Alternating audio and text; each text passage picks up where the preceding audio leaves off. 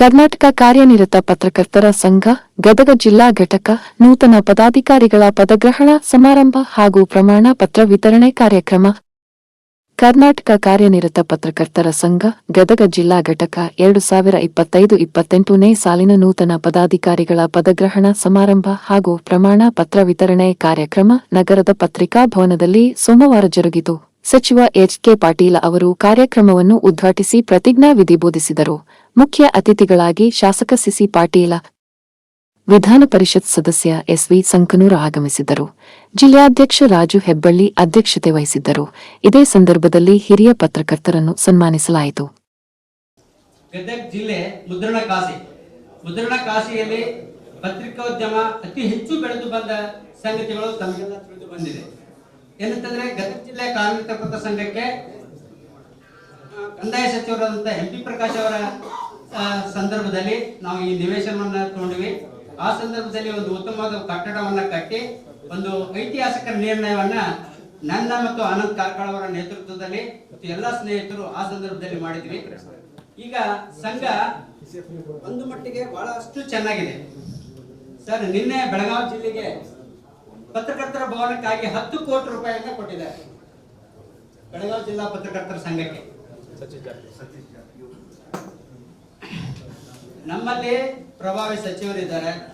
ಹಣವನ್ನ ಹೇಗೆ ಕ್ರೋಢೀಕರಣ ಮಾಡಬೇಕನ್ನೋದು ನಾವು ಅವ್ರಿಗೆ ಹೇಳುವ ಅಗತ್ಯತೆ ಇಲ್ಲ ಸರ್. ನಮ್ದು ಒಂದು ಉದ್ದೇಶ ಏನಿದೆ ಅಂತಂದ್ರೆ, ಮೊದಲನೇ ಮಹಡಿಯಲ್ಲಿ ಒಂದು ಸಭಾಭವನ ಆಗಬೇಕು. ಅದರ ಮೇಲ್ಗಡೆ ಅಂದ್ರೆ ತಾಲೂಕಿನಿಂದ ಮತ್ತು ಬೇರೆ ಜಿಲ್ಲೆದವರು ಗದಗಿಗೆ ಬಂದ್ರೆ ಅವರಿಗೆ ಉಳ್ಕೊಳ್ಳಕ್ಕೆ ಸ್ಥಳಾವಕಾಶ ಇರಂಗಿಲ್ಲ. ಆ ಹಿನ್ನೆಲೆಯಲ್ಲಿ ಒಂದು 10 ರಿಂದ 15 ಸುಸಜ್ಜಿತ ಕೊಠಡಿಗಳನ್ನ ಮಾಡ್ಬೇಕಂತಂದು ನಮ್ದು ಒಂದು ಉದ್ದೇಶ ಇದೆ. ಆ ಹಿನ್ನೆಲೆಯಲ್ಲಿ ತಾವು ಈ ಕೆಲಸವನ್ನ ಮಾಡ್ಕೊಡ್ಬೇಕಂತಂದು ನಾ ಹೇಳ್ತೇನೆ. ಯಾಕಂದ್ರೆ ಯಾವುದೇ ಕೆಲಸವನ್ನ ಮಾಡಿದ್ರೆ ಎಚ್.ಕೆ. ಪಾಟೀಲ್ ಅವರು ರಾಜ್ಯಕ್ಕೆ ಮತ್ತು ದೇಶಕ್ಕೆ ಮಾದರಿ ಆಗುವಂತ ಕೆಲಸವನ್ನ ಮಾಡ್ತಾ ಇದ್ದಾರೆ. ಆ ಹಿನ್ನೆಲೆಯಲ್ಲಿ ಪತ್ರಿಕಾ ಭವನವನ್ನ ನಾವು ಇನ್ನಷ್ಟು ಹೆಚ್ಚು ಅಭಿವೃದ್ಧಿಗೊಳಿಸಬೇಕಾಗಿದೆ, ಕಟ್ಟಡಗಳನ್ನ ಮಾಡಬೇಕಾಗಿದೆ. ಈ ಹಿನ್ನೆಲೆಯಲ್ಲಿ ನಾವು ಹೆಚ್ಚು ಹೇಳೋದ ಅಗತ್ಯತೆ ಇಲ್ಲ ಅಂತ ನನ್ನ ವೈಯಕ್ತಿಕ ಭಾವನೆ. ಆ ಹಿನ್ನೆಲೆಯಲ್ಲಿ ತಮ್ಮ ಉದ್ಘಾಟನಾ ಭಾಷಣದಲ್ಲಿ ತಾವು ಈ ಎಲ್ಲ ಸಮಸ್ಯೆಗಳಿಗೆ ನಾವು ಸಕಾರಾತ್ಮಕವಾಗಿ ಸ್ಪಂದಿಸತಕ್ಕಂಥದ್ದು ನಮ್ಮ ಎಲ್ಲಾ ಜಿಲ್ಲಾ ಪತ್ರಕರ್ತರ ಪರವಾಗಿ ತಮ್ಮಲ್ಲಿ ವಿನಂತಿಸಿ ಮಾಡ್ಕೊಳ್ತೇನೆ. ಮತ್ತು ವಿಧಾನ ಪರಿಷತ್ ಸದಸ್ಯರಿದ್ದಾರೆ ಎಸ್.ವಿ. ಸಂಕನೂರ ಸರ್. ನಿನ್ನೆ ನಾನು ದೂರವಾಣಿ ಮೂಲಕ ಅವರಲ್ಲಿ ಮಾತಾಡಿದಾಗ ನಾನು ಬಹಳ ದುಡ್ಡು ಕೇಳಿದೆ. ಬೇಡ, 1ನೇ ಕಂತಿನಾಗ ಒಂದು 5 ಲಕ್ಷ ರೂಪಾಯಿ ಕೊಡ್ತೀನಿ ಅಂತಂದು ಈಗಾಗಲೇ ವಾಗ್ದಾನ ಮಾಡಿದ್ದಾರೆ. 2ನೇ ಕಂತಿನೊಳಗ ಮತ್ತೆ 5 ಲಕ್ಷ ರೂಪಾಯಿ ಕೊಡ್ತೀನಿ ಅಂತ ಹೇಳಿದ್ದಾರೆ ಸರ್. ಮುಂದಿನ ದಿನಗಳಲ್ಲಿ ತಾವು ನೀವು ನಮ್ಮ ಜಿಲ್ಲೆದವರೇ, ಯಾಕಂದ್ರೆ ಬಹಳಷ್ಟು ಜನ ನಿಮ್ಮ ಶಿಷ್ಯರೇ ಇದ್ದಾರೆ. ಅದಕ್ಕೆ ನೀವು ಗುರು ಕಾಣಿಕೆಯನ್ನ ಕೊಡುವುದರ ಮೂಲಕ ನಮ್ಮ ಎಲ್ಲಾ ಶಿಷ್ಯ ಬಳಗ ನಾವು ಕೊಟ್ಟೇವೆ. ನಿಮ್ಗೆ ಗುರು ಕಾಣಿಕೆ 2 ಸತಿ ಕೊಟ್ಬಿಟ್ಟೇವೆ ಆಲ್ರೆಡಿ. ಅದಕ್ಕೆ ನಾವು ಹೆಚ್ಚು ಅನುದಾನವನ್ನ ನಮ್ಮ ಸಂಘಕ್ಕೆ ಕೊಟ್ಟು ರಾಜು ಹೆಬ್ಬಳ್ಳಿ ಅವರ ತಂಡಕ್ಕೆ ಹೆಚ್ಚು ಬಲವನ್ನ ಕೊಡ್ಬೇಕಂತಂದು ನಮ್ಮ ಅಪೇಕ್ಷೆ ಸರ್. ನಾವು ಒಂದು ಸ್ಪಷ್ಟವಾಗಿ ಹೇಳ್ತೀನಿ, ನಮ್ಮ ಸಂಘಕ್ಕೆ ಯಾವುದೇ ದುಡ್ಡನ್ನ ಕೊಡಬೇಡಿ. ನೀವು ಜಿಲ್ಲಾಧಿಕಾರಿಗಳಿಗೆ ಕೊಡಿ, ಅವ್ರ ಕಡೆಯಿಂದ ನಾವು ಕೆಲಸ ತಗೊಂತೀವಿ. ಯಾವುದೇ ಹಣಕಾಸಿನ ವ್ಯವಹಾರ ನಮಗೆ ಬೇಡ. ನಾವು ಸ್ಪಷ್ಟವಾಗಿ ಹೇಳ್ತೀವಿ, ನಮಗೆ ಸುಂದರವಾದ ಕಟ್ಟಡ, ನಮಗೆಲ್ಲ ಮೂಲಭೂತ ಸೌಕರ್ಯಗಳನ್ನ ತಾವು ಒದಗಿಸಿಕೊಡ್ಬೇಕು. ಈ ನಿಟ್ಟಿನಲ್ಲಿ ಹೆಚ್ಚು ತಾವು ಗಮನ ಹರಿಸಬೇಕು. ಮತ್ತೆ ಇನ್ನೊಂದು ಏನಂತಂದ್ರೆ ಸರ್, ಬಹಳಷ್ಟು ಜನ ನಾವು ಹೋಬಳಿ ಪತ್ರಕರ್ತರು, ತಾಲೂಕಾ ಪತ್ರಕರ್ತರು, ಜಿಲ್ಲಾ ಪತ್ರಕರ್ತರು ಬಹಳ ಅವಸರದಿಂದ ಹೋಗಿ ಬೈಕ್ ಮ್ಯಾಗ ಹೋಗಿರ್ತೀವಿ, ಯಾವ್ದಾದ್ರು ಟಮ್ಟಮ್ನಾಗ ಹೋಗಿರ್ತೀವಿ, ಅವಸರ ಮಾಡಿ ಸುಟ್ಟು ಮಾಡಕ್ ಹೋಗ್ತೀವಿ. ಆ ಸಂದರ್ಭದಲ್ಲಿ ನಮಗೆ ಏನಾರ ಸಮಸ್ಯೆ ಆತಂದ್ರೆ ನಮ್ಮನ್ನ ನೆಚ್ಚಿರುವಂತ ನಮ್ಮ ಕುಟುಂಬ ಇರ್ತೈತಿ. ಆ ಉದ್ದೇಶದೊಳಗ ಗದಗ ಜಿಲ್ಲೆಯಲ್ಲಿ ಪ್ರಪ್ರಥಮ ಬಾರಿಗೆ ಎಲ್ಲ ಹೋಬಳಿ ಮಟ್ಟದಿರಲಿ, ತಾಲೂಕಾ ಮಟ್ಟದಿರಲಿ, ಛಾಯಾಗ್ರಾಹಕರಿರಲಿ, ಪತ್ರಿಕಾ ವಿತರಕರಿರಲಿ, ಮತ್ತೆ ಹೋಬಳಿ ಮಟ್ಟದ ಎಲ್ಲಾ ವಿತರಕರಿಗೆ ಗುಂಪು ವಿಮೆಯನ್ನ ಮಾಡಿಸ್ಕೊಡ್ಬೇಕು ಸರ್. ಯಾಕಂದ್ರೆ ಗುಂಪು ವಿಮೆಗೆ ಸ್ವಲ್ಪ ಅಮೌಂಟ್ ಕಡಿಮೆ ಇರ್ತದೆ. ಅದರಲ್ಲಿ ನಮ್ಮನ್ನ ತೊಡಗಿಸಿಕೊಂಡ್ರೆ ನಮಗೆ ಏನಾದ್ರೂ ಒಂದು ಅಪಘಾತ ಅಥವಾ ಏನೋ ಸಂಭವಿಸಿದಾಗ ನಮ್ಮ ಕುಟುಂಬಕ್ಕೆ ಒಂದು ಸ್ವಲ್ಪ ದುಡ್ಡು ಹೋಗ್ತದೆ. ಆ ವಿಷಯವಾಗಿ ಮಾನ್ಯ ಸಚಿವರು ಜಿಲ್ಲೆ ಗುಂಪು ವಿಮೆಯನ್ನು ರಾಜ್ಯದಲ್ಲಿ ಪ್ರಥಮ ಬಾರಿಗೆ ಕೊಡುವಂತ ಒಂದು ಪ್ರಯತ್ನವನ್ನ ತಾವು ಕೈಗೊಳ್ಳಬೇಕು. ಗುಂಪು ವಿಮೆಯ ಮೂಲಕ ನಮ್ಮ ನಮ್ಮನ್ನ ನಾವು ಸುರಕ್ಷಿತವಾಗಿ ನಮ್ಮ ಕುಟುಂಬವನ್ನ ಭದ್ರತೆ ಉಳಿಸೋದ್ರಿಂದ ಗುಂಪಿನ ಆದಷ್ಟು ಬೇಗ ಮಾಡಿಸ್ಕೊಡುತ್ತೆ ಅಂತಂದು ನಾನು ನಂಬಿದ್ದೇನೆ. ಮತ್ತೆ ಗದಗ ಜಿಲ್ಲೆಯಲ್ಲಿ ಈವರೆಗೆ 4 ಜನ ಪತ್ರಕರ್ತರು ತೀರ್ಕೊಂಡಿದ್ದಾರೆ ಸರ್. 4 ಜನ ಪತ್ರಕರ್ತರು ತೀರ್ಕೊಂಡ್ರೆ ನಮ್ಮ ಸಂಘದಿಂದ ನಾವು ಸ್ವಲ್ಪ ಹಣವನ್ನ ಕೊಟ್ಟಿದ್ದೇವೆ. ಬಹಳಷ್ಟು ಜಿಲ್ಲೆಗಳಲ್ಲಿ ಈ ಕೊರೋನಾ ಸಂದರ್ಭದಲ್ಲಿ ಅನೇಕ ಅಪಘಾತದಲ್ಲಿ ಸಂಭವಿಸಿದಾಗ ಪ್ರತಿಯೊಬ್ಬರಿಗೂ ಮುಖ್ಯಮಂತ್ರಿಗಳ ಪರಿಹಾರ ನಿಧಿ ಹಣ ಬಂದಿದೆ ಸರ್. ನಮ್ಮಲ್ಲಿ ಬಂದಿಲ್ಲ. ಅದಕ್ಕೆ ನಾವು ಈಗ ಆದಷ್ಟು ಶೀಘ್ರದಲ್ಲೇ ತಾವು 4 ಜನ ಪತ್ರಕರ್ತರ ಎಲ್ಲ ಡಾಕ್ಯುಮೆಂಟ್ಸ್ ತಗೊಂಡು ತಮ್ಮ ಕಡೆಗೆ ಬರ್ತೇವೆ ಸರ್. ಆದಷ್ಟು ತಮ್ಮ ಒಂದು ಶಕ್ತಿಯನ್ನು ಹಾಕಿ ಮುಖ್ಯಮಂತ್ರಿಗಳ ಪರಿಹಾರ ನಿಧಿಯಿಂದ ಆ ಕುಟುಂಬಕ್ಕೆ ಅನುದಾನ ಕೊಡಿಸುವಲ್ಲಿ ತಾವು ನಮ್ಮ ಜೊತೆಗೆ ಇರಬೇಕು. ಆ ಕೆಲಸವನ್ನ ತಾವು ಮಾಡ್ತಿರ್ತ ನಾನು ನಂಬಿದ್ದೇನೆ. ಮತ್ತೆ ಹಿರಿಯ ಪತ್ರಕರ್ತರು ಬಹಳಷ್ಟು ಜನ ಇದ್ದಾರೆ ಸರ್. ತಾಲೂಕಾ ಮಟ್ಟದಲ್ಲಿ ಹಿರಿಯ ಪತ್ರಕರ್ತರಿದ್ದಾರೆ. ಅವರು 65 ಕ್ರಾಸ್ ದಾಟಿ ಬಿಟ್ಟಿದ್ದಾರೆ. ಅವರಿಗೆ ಮಾಸಾಸನದ್ದು ಯಾವ ರೀತಿ ತಗೋಬೇಕು ಅನ್ನೋದು ಗೊತ್ತಿಲ್ಲ. ಅದಕ್ಕೆ ಈಗ ಪತ್ರಕರ್ತರ ಮಾಸಾಸನ 15,000 ರೂಪಾಯಿ ಪ್ರತಿ ತಿಂಗಳ ಬರ್ತದೆ. ಆ 15,000ದಲ್ಲಿ ಒಂದು 5-6 ಜನ ಬರ್ತಾರೆ ಸರ್. ಆ ಮಾಸಾಸನ ಅರ್ಜಿಯನ್ನ ನಾವು ವಾರ್ತಾ ಇಲಾಖೆ ಹಾಕ್ತೇವೆ. ತಾವು ಆ ನಿಟ್ಟಿನಲ್ಲಿ ನಮ್ಮ ವಾರ್ತಾ ಇಲಾಖೆ ಕಮಿಷನರ್ ಜೊತೆಗೆ ನಾವು ತಮ್ಮನ್ನು ಸಂಪರ್ಕ ಮಾಡ್ತೀವಿ. ಆ ಎಲ್ಲಾ ಪತ್ರಕರ್ತರಿಗೆ ಹಿರಿಯರಿಗೆ ಮಾಸಾಸನವನ್ನ ಕೊಡಿಸುವಂತ ಒಂದು ಇದನ್ನು ಮಾಡ್ಬೇಕು ಸರ್. ಚಪ್ಪಾಳೆ ಮೂಲಕ ನಾವೆಲ್ಲರೂ ಕಾರ್ಯಕ್ರಮದಲ್ಲಿ ಭಾಗಿಯಾಗೋಣ. ಕರ್ನಾಟಕ ಕಾರ್ಯನಿರತ ಪತ್ರಕರ್ತರ ಸಂಘ ಗದಗ ಜಿಲ್ಲಾ ಘಟಕ 2025-28ನೇ ಸಾಲಿನ ನೂತನ ಪದಾಧಿಕಾರಿಗಳ ಪದಗ್ರಹಣ ಸಮಾರಂಭ ಹಾಗೂ ಪ್ರಮಾಣ ಪತ್ರ ವಿತರಣಾ ಕಾರ್ಯಕ್ರಮಕ್ಕೆ ಸಸಿಗೆ ಜಿಲ್ಲಾಧ್ಯಕ್ಷರಾಗಿ ಆಯ್ಕೆಯಾಗಿದ್ದಾರೆ. ಚಪ್ಪಾಳೆ ಮೂಲಕ ನಾವೆಲ್ಲರೂ ಶ್ರೀ ಶರಣ ದೊಡ್ಡವರು ಪ್ರಮಾಣ ಪತ್ರವನ್ನು ಶ್ರೀ ಅನಿಲ್ ತರ್ಬತ್ ಆವರಿಸಲಿ. ಶ್ರೀ ಬಿಡಿ ಕಣ್ವಿ ಕಾರ್ಯದರ್ಶಿಗಳಾಗಿ ಶ್ರೀ ಸಂಗಪ್ಪ, ಶ್ರೀ ಮನೇಶ್ ಕುಲಕರ್ಣಿಯವರ, ಶ್ರೀ ಶ್ರೀ ರಾಮಣ್ಣ ವಗ್ಗಿಯವರು ದಯವಿಟ್ಟು ರಾಮಣ್ಣ, ಶ್ರೀ ಆನಂದಯ್ಯ ಮಹಾಲಿಂಗಯ್ಯ ಹಿರೇಮಠ್, ವೆಂಕಟೇಶ್ ಇಬ್ನಾಥ್ ಪತ್ತಾರ್,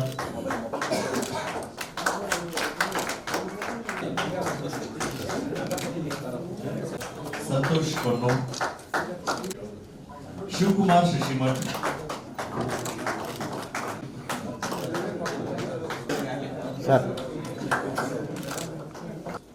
ಶ್ರೀ ಯಲ್ಲಪ್ಪ,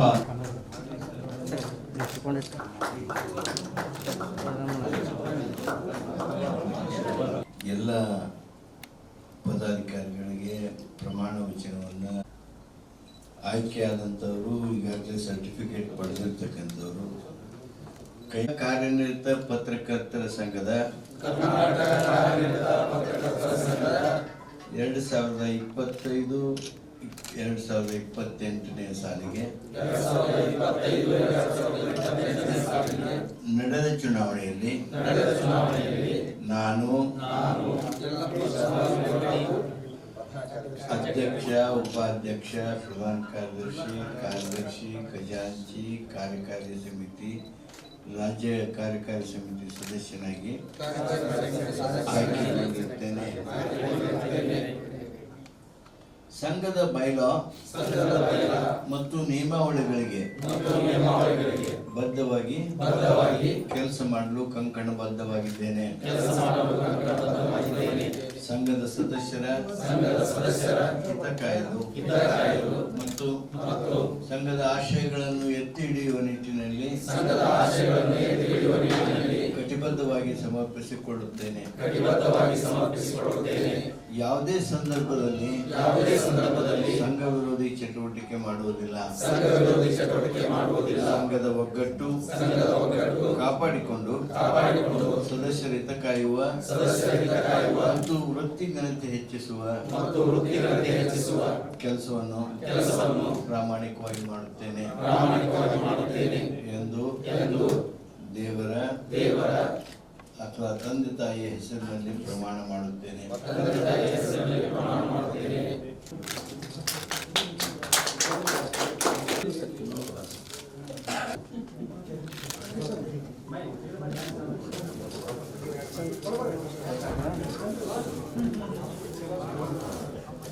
ಈಗಾಗಲೇ ಜಗದೀಶ್ ಎಲ್ಲವನ್ನು ಹೇಳಿದ, ನಾನು ಒಂದಿಷ್ಟು ವಿಷಯಗಳನ್ನ ಮಾತಾಡಲಿಕ್ಕೆ ಹೇಳಿದ.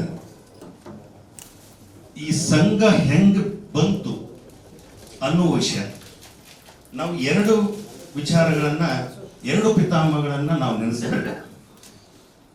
ಒಂದು ಕರ್ನಾಟಕ ರಾಜ್ಯ ಕಾರ್ಯನಿರತ ಪತ್ರಕರ್ತರ ಸಂಘವನ್ನು ಹುಟ್ಟು ಹಾಕಿದಂತ ಡಿ.ವಿ. ಗುಂಡಪ್ಪನವ್ರನ್ನ, ಕರ್ನಾಟಕ ಪತ್ರಿಕೋದ್ಯಮವನ್ನ ಹುಟ್ಟು ಹಾಕಿದಂತ ಹರ್ಮನ್ ಮೋಗ್ಲಿ ಅವರನ್ನ ನಾವು ನೆನೆಸಬೇಕು.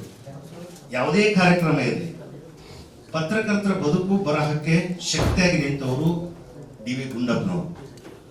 ಪತ್ರಿಕೋದ್ಯಮವನ್ನ ಹುಟ್ಟು ಹಾಕಿದವರು ಜರ್ಮನ್ದಿಂದ ಬಂದು ಹರ್ಮನ್ ಮೋಗ್ಲಿ.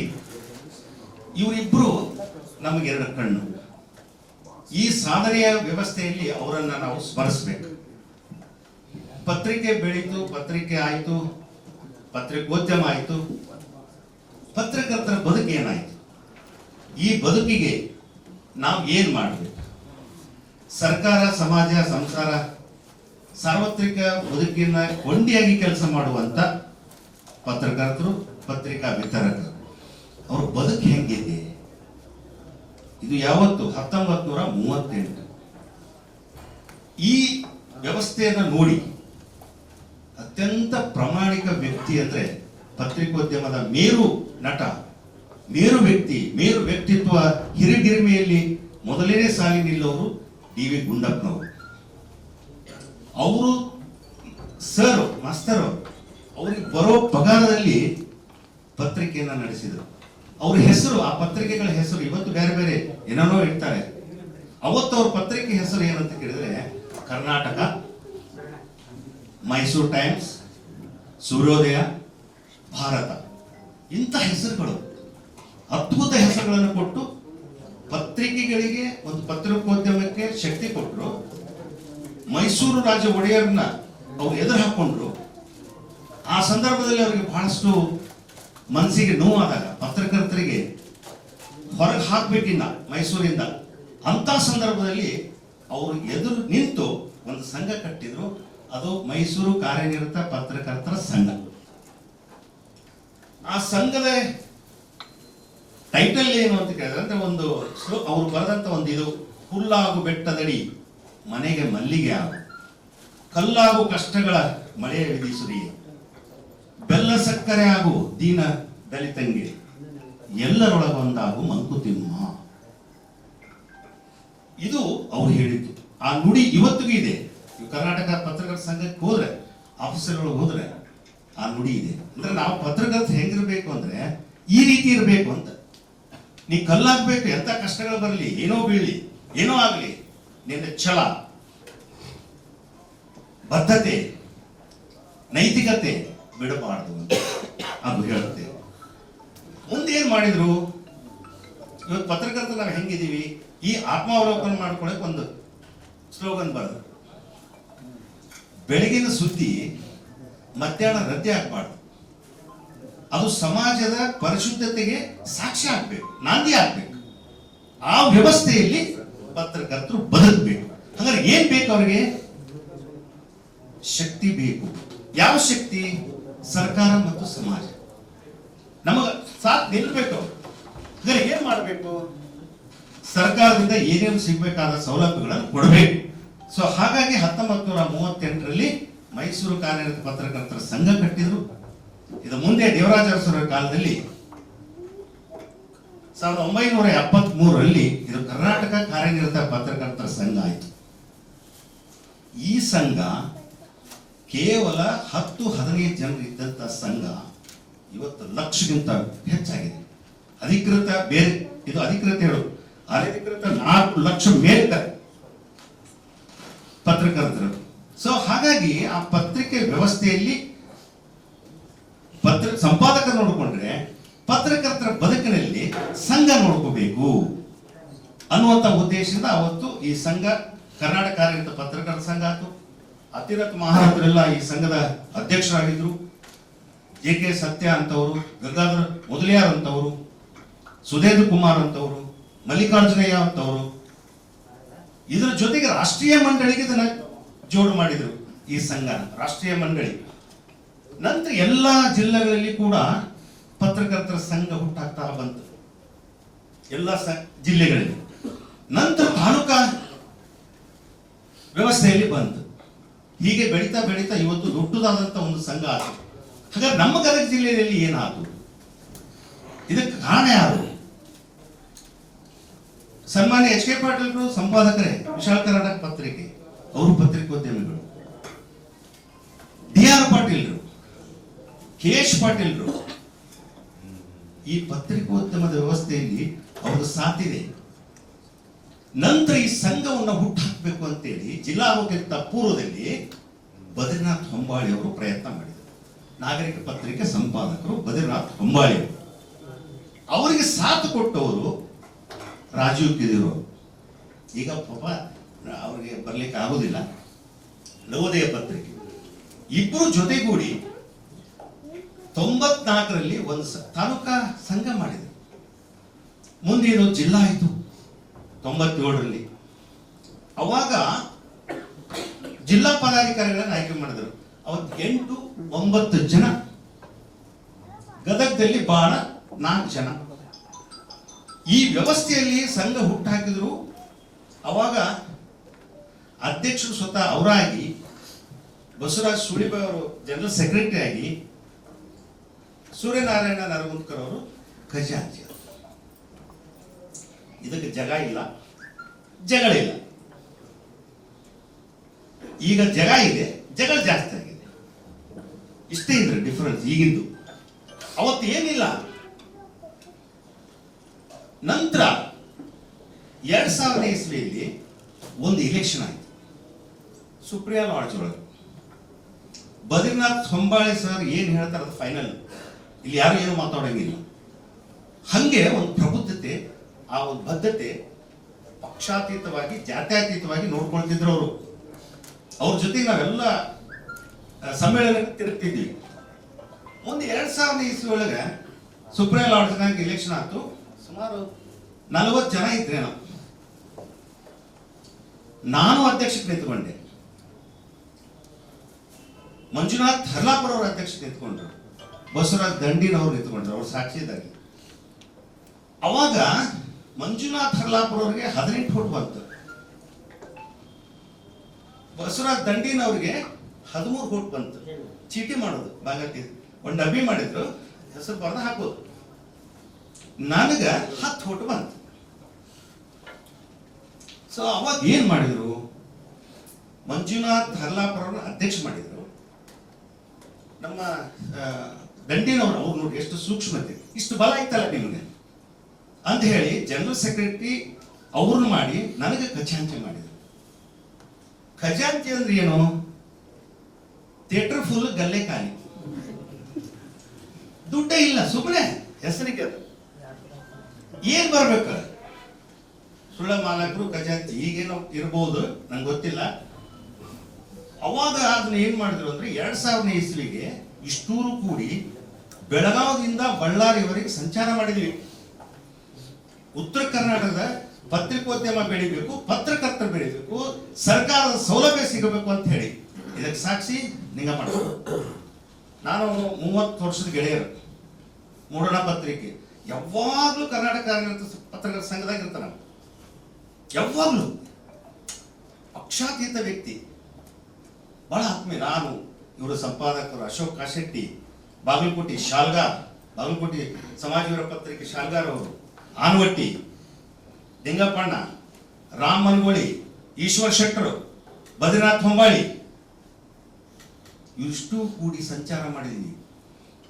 ನಮ್ಮ ಗದಗ ಜಿಲ್ಲೆಗೆ ಒಂದು ರಿಪ್ರೆಸೆಂಟ್ ಬೇಕು ಅಂತ ಹೇಳಿ ಕರ್ನಾಟಕ ಕಾರ್ಯನಿರತ ಪತ್ರಕರ್ತರ ಸಂಘಕ್ಕೆ ಉಪಾಧ್ಯಕ್ಷರು ಮಾಡಿದ್ವಿ ಬದ್ರಿನಾಥ್ ಹೊಂಬಾಳಿ ಅವ್ರನ್ನ. ಬಹಳಷ್ಟು ವಿರೋಧ ಮಾಡಿದ್ರು. ಯಾಕಂದ್ರೆ ದಕ್ಷಿಣ ಕರ್ನಾಟಕದವ್ರು ನಮ್ಮನ್ನು ಬಿಟ್ಟು ನಮ್ಗೆ ಒಟ್ಟ ಏನೂ ಕೊಡ್ತಿದ್ದಿಲ್ಲ, ಇವತ್ತಿಗೂ ಕೊಡ್ತಾ ಇಲ್ಲ. ಅಷ್ಟು ಹೋರಾಟದ ಒಳಗೆ ಸಂಚಾರ ಮಾಡಿ ಬೆಳಗಾವಿ ಟು ಬಳ್ಳಾರಿವರೆಗೆ 13 ಜಿಲ್ಲೆಯನ್ನ ಸಂಘಟನೆ ಮಾಡಿ ಗಣಪತಿ ಗಂಗೋಳಿ ಅಂತವ್ರನ್ನ ಸಂಘಕ್ಕೆ ತಗೊಂಬಂದು, ಹೂಗಾರ್, ಲೋಚನೇಶ್, ಇವರೆಲ್ಲ ನಾವು ಅವಾಗ 32 ವರ್ಷ 34 ವರ್ಷ ನಮಗೆ. ಈಗ 59, ಇನ್ನೊಂದು ವರ್ಷ ಆದ್ರೆ ರಿಟೈರ್ಡ್ ಆಗ್ತೀವಿ. ಈ ಸಂದರ್ಭದಲ್ಲಿ ಯಾವ್ಯಾವ ವ್ಯಕ್ತಿಗಳು ಇದ್ರು ಅವ್ರನ್ನೆಲ್ಲ ಹುಡುಕಿದ್ವಿ. ಬಹುತೇಕ ಇಲ್ಲಿ ಬಂದವರು ನಾನು, ಜಗದೀಶ ಶಿವಪನ್ಮಠ ಅವರು ಗದಗ ಜಿಲ್ಲಾ ಅಡ್ಡಾಡಿ 1 ಪೈಸಾ ಮೆಂಬರ್ಶಿಪ್ 65 ರೂಪಾಯಿ ಇತ್ತವ. ಕಾರ್ಯನಿರತ ಪತ್ರಕರ್ತ ಈಗ 500 ರೂಪಾಯಿನೂ ಆಗಿದೆ. 65 ರೂಪಾಯಿ ತುಂಬಲಾರದಂತ ಪರಿಸ್ಥಿತಿ ಒಳಗೆ ಇದ್ದವ್ರನ್ನ ಹೋಬಳಿ ಮಟ್ಟದಲ್ಲಿ ಅಡ್ಡಾಡಿ ತಾಲೂಕಾ ಮಟ್ಟದಲ್ಲಿ ಅಡ್ಡಾಡಿ ತಿರುಗಾಡಿ ಸಂಚಾರ ಮಾಡಿ 70 ಮಂದಿನ ಮಾಡಿದ್ವಿ. ಮುಂದೆ 120, 170 ಹೀಗೆ ಒಂದು ಈ ಸಂಘ ಬೆಳೀತು. 2006 ರಾಜೀವ್ ಕೆದಿರ್ ಅವರ ಅಧ್ಯಕ್ಷತೆ, ನಾನು ಜನರಲ್ ಸೆಕ್ರೆಟರಿ ಇದ್ದೆ. ಹಿಂಗೆ ನಾನು ಪ್ರೆಸಿಡೆಂಟ್ ಆದೆ, ಜಗದೀಶ್ ಗಜಾಂತಿ ಆದ, ಶಿವಪ್ಪ ಮಠ ಅವರು ಜನರಲ್ ಸೆಕ್ರೆಟರಿ ಆದ.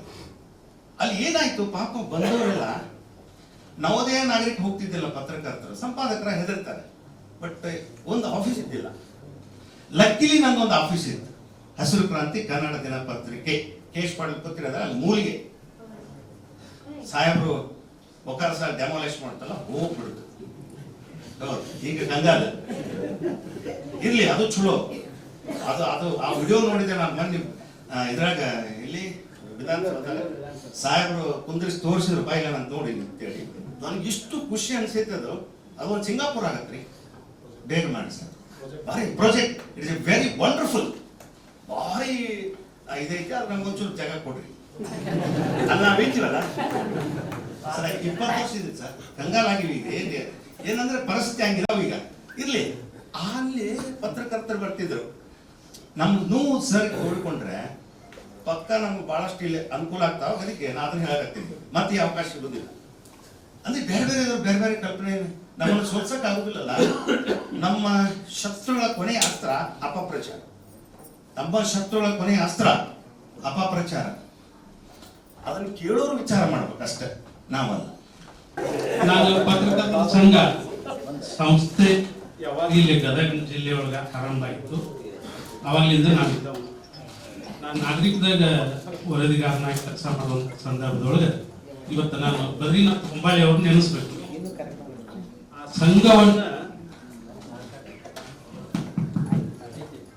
ಆ ಸಂಘವನ್ನ ಕ್ರಿಯಾಶೀಲಗೊಳಿಸುವ ನಿಟ್ಟಿನೊಳಗೆ ಆರಂಭದೊಳಗೆ ಈ ಸಂಘ ಆರಂಭ ಆಗಿದ್ದು ನಾಗರಿಕದ ಅಟ್ಟದ ಮೇಲೆ, ನಾಗರಿಕ ಪತ್ರಿಕೆಯ ಅಟ್ಟದ ಮೇಲೆ. ಕೆಲವರು ಹೇಳಿದ್ರು ಒಂದು ಪತ್ರಿಕಾಲಯದ ಇದ್ರೊಳಗೆ ನಾವು ಬಂದು ಪತ್ರಿಕಾಗೋಷ್ಠಿಗೆ ನಾವು ಬರೋದು ಎಷ್ಟು ಸೂಕ್ತ, ಅದಕ್ಕೆ ಇದು ಒಂದು ಪತ್ರಿಕಾಲಯದೊಳಗೆ ಬೇಡ, ಒಂದು ಬೇರೆ ವ್ಯವಸ್ಥೆ ಮಾಡಿ ಅಂದ್ರು. ಕೊನೆಗೆ ಹೊಂಬಾಳಿಯವರು ಎಲ್ಲಿ ಅವಕಾಶ ಇಲ್ಲ ಹಾಗೆ ಅಂತ ತಿಳ್ಕೊಂಡು ಅದನ್ನ ತಮ್ಮದೇ ಆದಂತ ಸುಪ್ರೀಂ ಲಾಡ್ಜ್, ಇದೇನು ಕೃಷ್ಣಾ ಟಾಕೀಸ್ ಬಾಜು ಅದಲ್ಲ, ಅಲ್ಲಿ ಸುಪ್ರೀಂ ಲಾಡ್ಜ್ ರೂಮ್ ನಂಬರ್ 23, ಆ ರೂಮ್ ಅನ್ನ ನಮ್ಮ ಪತ್ರಿಕಾಗೋಷ್ಠಿಗಾಗಿ ಮೀಸಲಿಟ್ಟರು. ದುಡಿಯುವಂತಹ ಒಂದು ಆ ರೂಮು ನಮ್ಮ ಪತ್ರಿಕಾ ಸಂಘಕ್ಕೆ ಅಂತೇಳಿ ಕೊಟ್ಟರು ಅದನ್ನ. ಹೀಗಾಗಿ ಅಲ್ಲಿಂದ ಆರಂಭ ಬಂತು. ಮುಂದೆ ನಾವು ವಾರ್ತಾ ಮತ್ತು ಪ್ರಚಾರ ಇಲಾಖೆಗೆ ಒಂದು ಜಾಗ ನೋಡ್ತಾ ಇದ್ವಿ. ಅಂತ ಸಂದರ್ಭದೊಳಗೆ ಮೋಹನ್ ಭದ್ರಾಪುರ್ ಅಂತ ಇದ್ರಿ, ಅವಾಗ ಧಾರವಾಡ ಅಖಂಡ ಇದ್ರ ಇದ್ದಾಗ ವಾರ್ತಾ ಮತ್ತು ಪ್ರಚಾರ ಇಲಾಖೆಗೆ ಮೋಹನ್ ಭದ್ರಾಪುರ್ ಅಂತೇಳಿ ವಾರ್ತಾಧಿಕಾರಿ ಇದ್ರು. ಅವರು ಆಗಾಗ ಗದಗಿನಲ್ಲಿ ಬಂದು ಇಲ್ಲಿ ಗದಗಿನಾಗ ಎಲ್ಲಿ ವಾರ್ತಾ ಮತ್ತು ಪ್ರಚಾರ ಇಲಾಖೆ ಮಾಡಬೇಕು ಅಂತ ಜಾಗ ನೋಡ್ತಾ ಇದ್ರು. ಅದು ಕೊನೆಗೆ ಸಂತೋಷ ಗೊತ್ತದ, ನಗರಸಭೆಯ ಪದವಿ ಪೂರ್ವ ಮಹಾವಿದ್ಯಾಲಯದ ಹಿಂದಿನ ಭಾಗ, ಅಂದ್ರೆ ಈಗ ಏನ್ ನಾವು ಕೊರೋನಾ ಡಾಕ್ಟರ್ ಇದೆ ಅದಲ್ಲ ಹಾಸ್ಪಿಟಲ್, ಅದರ ಅಪೋಸಿಟ್ ಅಲ್ಲಿ ವಾರ್ತಾ ಮತ್ತು ಪ್ರಚಾರ ಇಲಾಖೆಯ ಕಾರ್ಯಾಲಯ ಆರಂಭ ಆಯಿತು. ಅದರ ಅಲ್ಲೇ ರಿಕ್ವೆಸ್ಟ್ ಮಾಡ್ಕೊಂಡು ಬಾಜು ಒಂದು ಕೊಠಡಿ ತಗೊಂಡು ಅಲ್ಲಿ ನಾವು ಸಂಘವನ್ನ ಮುಂದುವರಿಸಿದ್ವಿ. ಅದರ ನಂತರದ ಬದಲಾವಣೆ ಇಲ್ಲಿ ಬಂತು. ಇದು ಸಂಘಕ್ಕೆ ಸಂಬಂಧಪಟ್ಟಿದ ವಿಷಯ. ಪತ್ರಕರ್ತರ ಸಂಘಕ್ಕೆ ಯಾವುದೇ ಕಾರಣಕ್ಕೂ ಚುನಾವಣೆ ಆಗಬಾರ್ದು, ಅವಿರೋಧ ಆಯ್ಕೆ ಆಗಬೇಕು ಅಂತೇಳಿ ಬದ್ರಿನಾಥ್ ಹೊಂಬಾಳಿ ಅವರು ಒಂದು ಒಳ್ಳೆಯ ಒಂದು ಬೇಸ್ಮೆಂಟ್ ಹಾಕಿಕೊಟ್ಟಿದ್ರು. ಪ್ರಥಮ ಅಧ್ಯಕ್ಷನ ನಾವೆಲ್ಲರೂ ಪತ್ರಕರ್ತರು ಸೇರ್ಕೊಂಡು ಹಿರಿಯರು ಪತ್ರಕರ್ತರ ಸಂಘವನ್ನ ಗದುಗಿಗೆ ತಂದವರು ಅನ್ನೋ ಹಿನ್ನೆಲೆ ಒಳಗ ನಾವು ಬದ್ರಿನಾಥ್ ಹೊಂಬಾಳಿ ಅವ್ರನ್ನ ಅಧ್ಯಕ್ಷ ಮಾಡಿದ್ವಿ ಎಲ್ಲರೂ ಸೇರ್ಕೊಂಡು.